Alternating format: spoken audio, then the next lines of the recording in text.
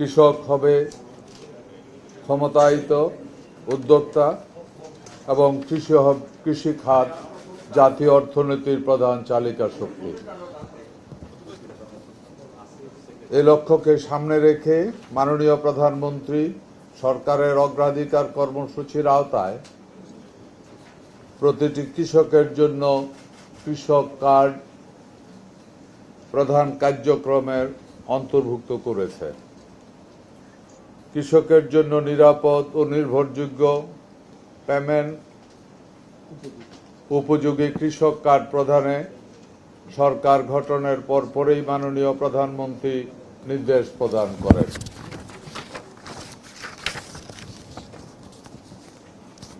কৃষক কার্ড প্রবর্তনের মূল উদ্দেশ্য হচ্ছে কৃষককে একটি সার্বজনীন ব্যবহারযোগ্য ডিজিটাল ইউনিক পরিচয়পত্র প্রদান।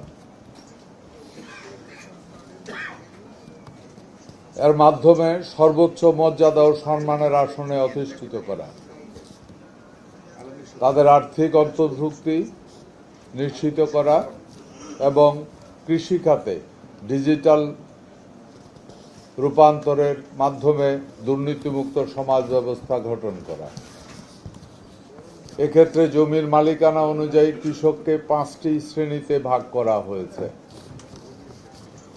ভূমিহীন কৃষক, প্রান্তিক কৃষক, ক্ষুদ্র কৃষক, মাঝারি কৃষক ও বড় কৃষক।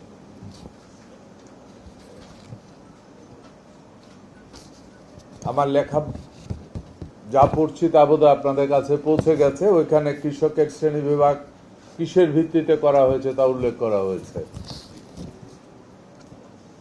পর্যায়ক্রমে দেশের সকল কৃষককে কৃষক কার্ড প্রদান করা হবে।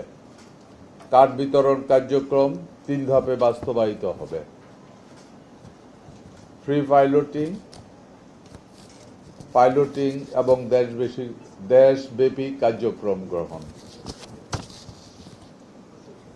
ফ্রি পাইলটিং পর্যায়ে 8টি বিভাগের 10টি জেলায় 11টি উপজেলার 11টি ব্লকের ফসল উৎপাদনকারী কৃষকের পাশাপাশি মৎস্য চাষী, আহরণকারী, প্রাণী সম্পদ খাতে নিয়োজিত খামারি ও দুগ্ধ খামারি সহ ভূমিহীন, প্রান্তিক, ক্ষুদ্র, মাঝারি ও বড় শ্রেণীর সকল কৃষককে অন্তর্ভুক্ত করা হয়েছে। প্রযোজ্য ক্ষেত্রে লবণ চাষীগণকেও এতে অন্তর্ভুক্ত করা হয়েছে। প্রাক পাইলট পর্যায়ে কৃষক কার্ড বিতরণের জন্য নির্বাচিত জেলা ও কৃষি ব্লক সমূহ: পঞ্চগড় জেলার সদর উপজেলার কমলাপুর ব্লক, বগুড়া জেলার শিবগঞ্জ উপজেলার উথিলি ব্লক, ঝিনাইদহ জেলার শৈলকুপা উপজেলায় কৃপালপুর ব্লক, ফিরোজপুর জেলায় নেসারাবাদ উপজেলায় রাজাবাড়ী ব্লক, কক্সবাজার জেলার টেকনাফ উপজেলায় রাজারছড়া ব্লক, কুমিল্লা জেলার আদর্শ সদর উপজেলার অরণ্যপুর ব্লক, টাঙ্গাইল জেলার টাঙ্গাইল সদর উপজেলায় সুরুজ ব্লক, রাজবাড়ী জেলার গোয়ালনন্দ উপজেলায় তেলাপোচা ব্লক, মৌলভীবাজার জেলায় জুড়ি উপজেলায় ফুলতলা ব্লক, পঞ্চগড় জেলার বোদা উপজেলার পাঁচবির ব্লক ও জামালপুর জেলার ইসলামপুর উপজেলার গাইবান্ধা ব্লক।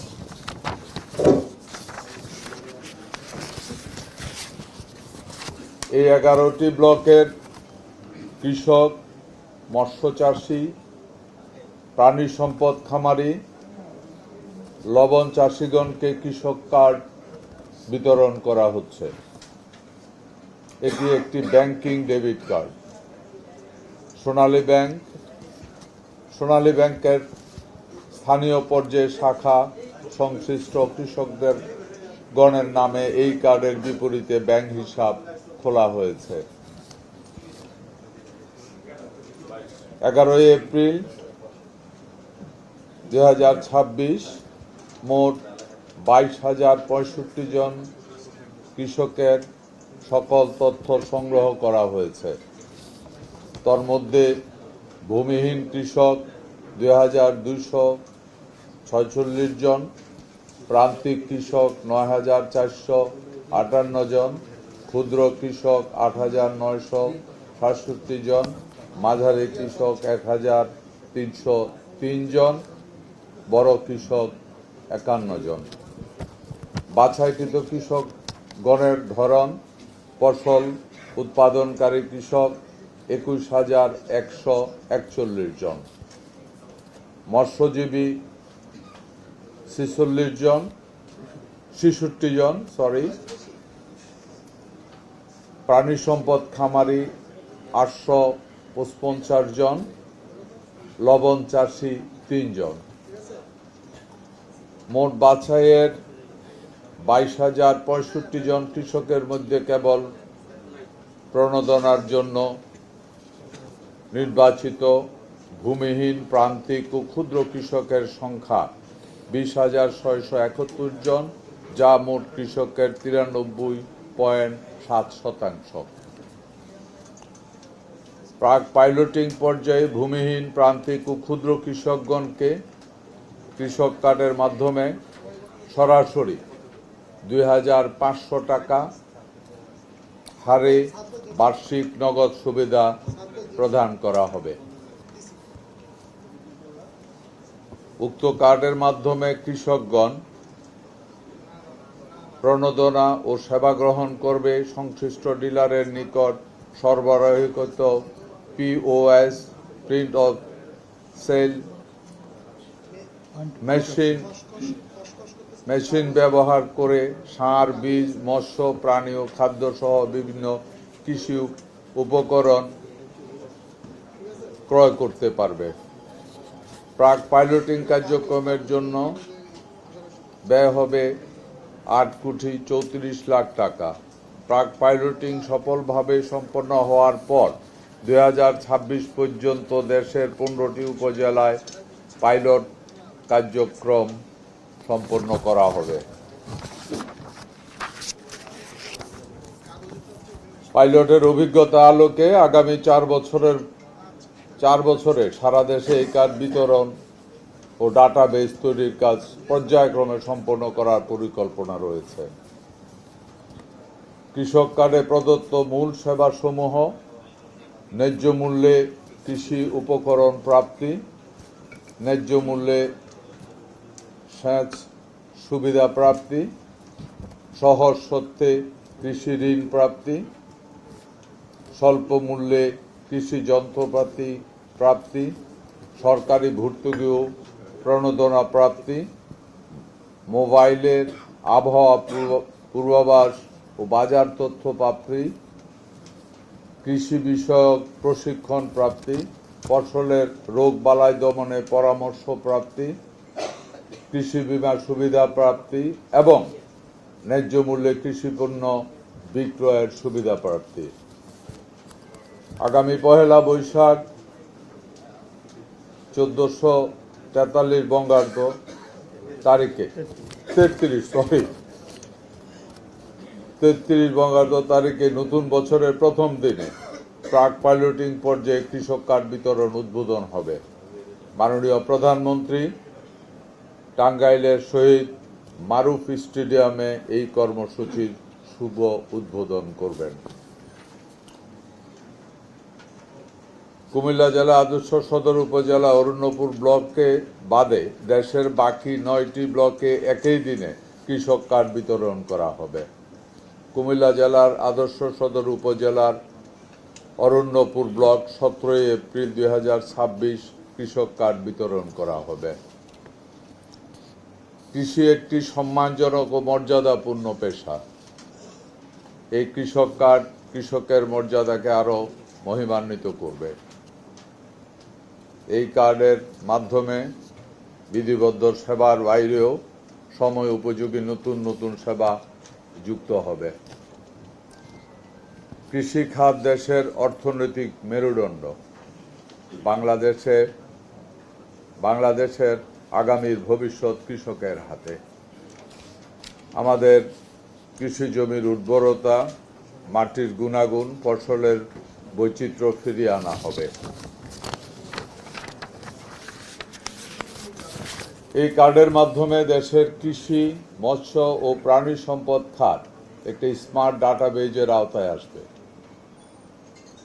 সারের অপচয় হ্রাস, চাহিদা মাফিক ফসল উৎপাদন, সর্বোপরি কৃষকের ক্ষতিপূরণে কোটায় আনতে এই কার্ড সহায়ক হবে। মাননীয় সাংবাদিকবৃন্দ, এতক্ষণ ধৈর্য ধরে প্রথমে আবারও ক্ষমা চেয়ে নিচ্ছি লেটে আসার জন্য। এতক্ষণ ধৈর্য সহকারে আমাদের বক্তব্য শোনার জন্য আপনারা সবাইকে অনেক অনেক অনেক ধন্যবাদ দিয়ে আমার বক্তব্য শেষ করছি। আল্লাহ হাফেজ। বাংলাদেশ জিন্দাবাদ। আসসালামু আলাইকুম।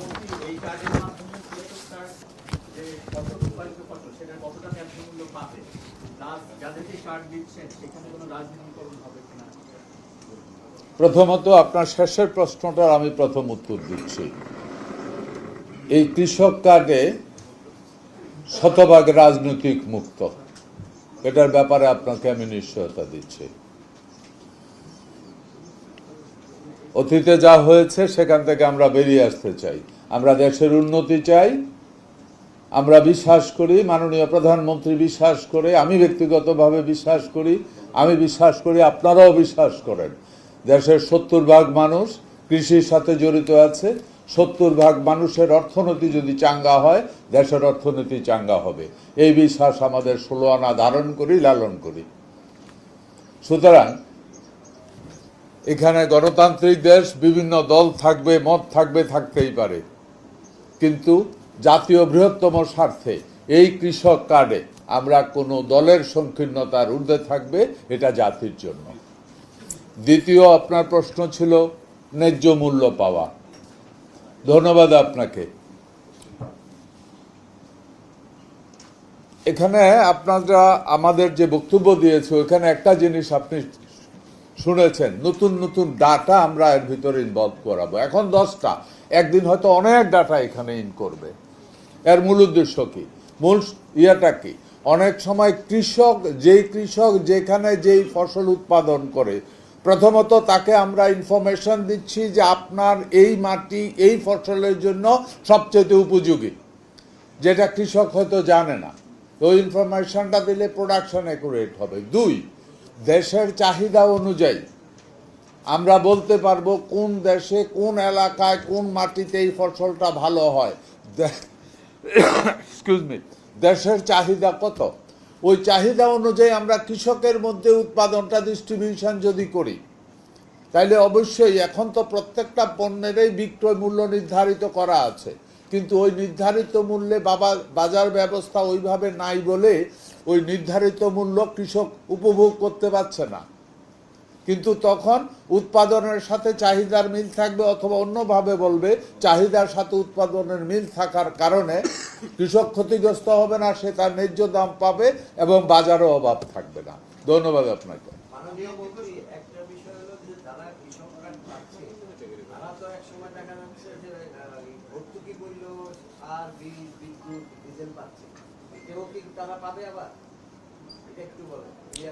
এখানে আমার মনে হয় আপনাকে আমরা বলেছি, আমরা শুধুমাত্র এই ভর্তুকিটা যেটা, এটা আমরা একেবারে ভূমিহীন কৃষক, প্রান্তিক কৃষক এবং ক্ষুদ্র কৃষক, একেবারে ছোট কৃষক যারা, তাদের জন্য এটা। আর এখানে মূল আপনি আমাদের ইয়েটার মধ্যে দেখবেন আমরা মাঝারি কৃষক এবং বড় কৃষক যারা, তাদেরকে এই কার্ডটা দেওয়া হচ্ছে, কিন্তু এই কার্ডের এগেনস্টে যে অর্থটা সেটা না। আমরা যে কৃষকেরা এই 2500 টাকা উপকৃত হবে এবং তাদের রিয়েলি প্রয়োজন, ওই গ্রুপ অফ পিপলকেই আমরা এই 2500 টাকা করে আমরা দিচ্ছি।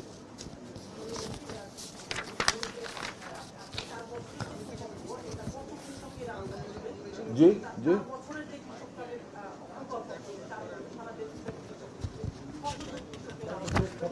এটা বাংলাদেশের সমস্ত কৃষক, একেবারে বাংলাদেশের যত লোক যত ধরনের কৃষির সাথে জড়িত আছে, এবং যদি সে পান চাষি হয় সে পান চাষি হিসাবে সে এনলিস্টেড হবে।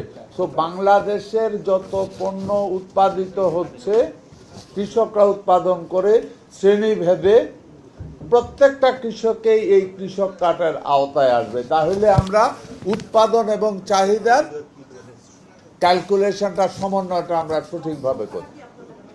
2,27,00,000 আমরা অনুমান করেছি, 2,27,00,000।